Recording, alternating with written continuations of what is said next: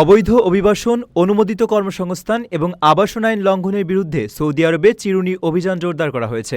বিভিন্ন অঞ্চলের সাম্প্রতিক এই যৌথ অভিযানে হাজার হাজার প্রবাসীকে আটক এবং কয়েক হাজার ব্যক্তিকে ইতিমধ্যে নিজ দেশে ফেরত পাঠানো হয়েছে।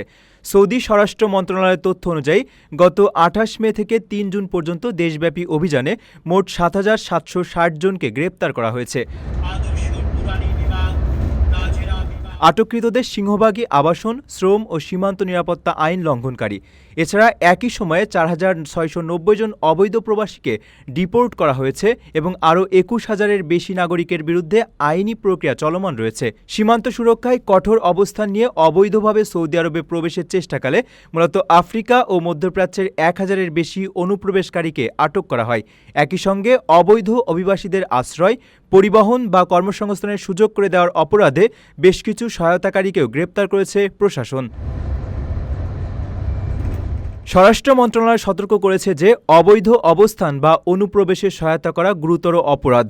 এর দায়ে দীর্ঘমেয়াদী কারাদণ্ড, বড় অঙ্কের জরিমানা ও সম্পত্তি বাজেয়াপ্ত হতে পারে।